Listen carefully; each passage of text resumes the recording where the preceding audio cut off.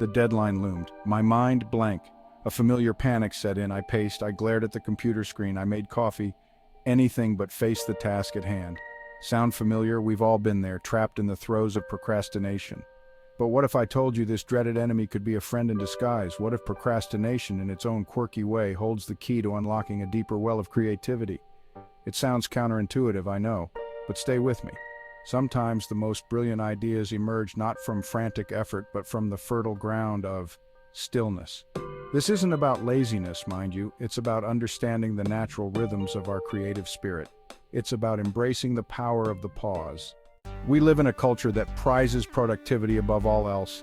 Every second is accounted for, every moment measured. Go, go, go, the world urges. Don't waste a minute. The pressure to constantly be on the move, especially in today's virtual circus, is relentless. But what if this relentless pursuit of doing is actually stifling our ability to create? What if, in our rush to be productive, we're losing touch with our deeper creative selves? What if our minds, like overused muscles, occasionally need time to rest and rejuvenate? Just as our bodies require sleep to function, our minds need quiet to renovate and innovate. Think of it this way. A blank canvas can be daunting, but it also holds infinite possibilities. It's a space where anything can happen, where creativity can flourish.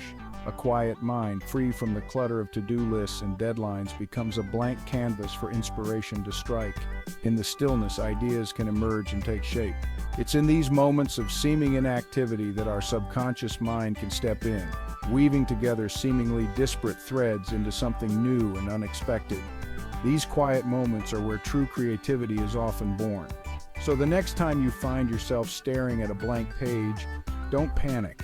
Embrace the emptiness. See it as an opportunity rather than an obstacle. It might just be the catalyst for your next masterpiece. The blank page isn't your enemy, it's your ally in the journey of creation. Ernest Hemingway, the literary giant, understood the importance of replenishing the creative well. He knew that creativity wasn't an endless stream like what comes out of a mechanical faucet, but rather an organic reservoir that needed careful management.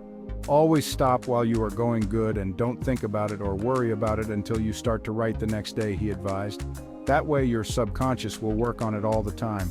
But if you think about it consciously or worry about it, you will kill it and your brain will be tired before you start. That way I am sure of a start the next day, he added. By stopping at a high point, he ensured that he could pick up the thread easily the following day. Hemingway's well wasn't just an empty metaphor. He believed that our creative energy is a finite resource, one that needs to be refilled regularly. This belief guided his daily routines and work habits. By stepping away from his work while he was still feeling inspired, Hemingway ensured that he'd have something to draw on when he returned to it.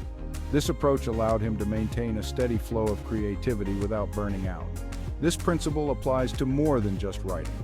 Whether you're a painter, a musician, or an entrepreneur, taking time to recharge your creative batteries is essential for long-term success.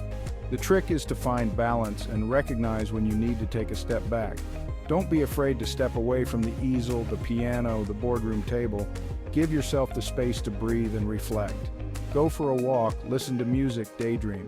These activities might seem unproductive, but they're crucial for nurturing your creative wellspring. You'll be amazed at what bubbles to the surface when you give your mind a chance to wander. Inspiration often strikes when you least expect it, in those quiet moments of reflection. Brenda Ueland, in her insightful book, If You Want to Write, emphasized the power of moodling. She described it as a crucial element in the creative process, a way to unlock our deepest thoughts and ideas. Moodling isn't merely aimless daydreaming, though it can look a lot like it from the outside.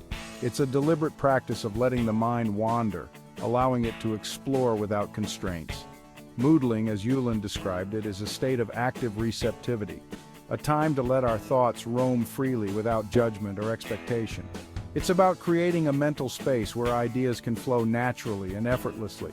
It's in these moments of unproductive meandering that we often stumble upon our most original ideas. When we allow ourselves to relax and let go of rigid thinking, creativity blossoms. Remember Archimedes' Eureka moment? Well, he was taking a bath.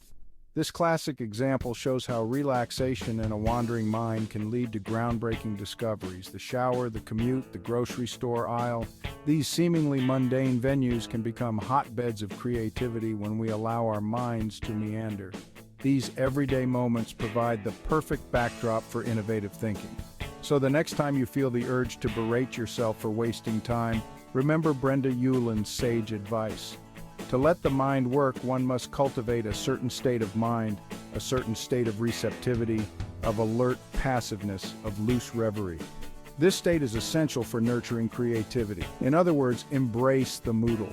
Allow yourself the freedom to daydream and see where your thoughts take you. You might just stumble upon your next brilliant idea, and maybe it will even change the world.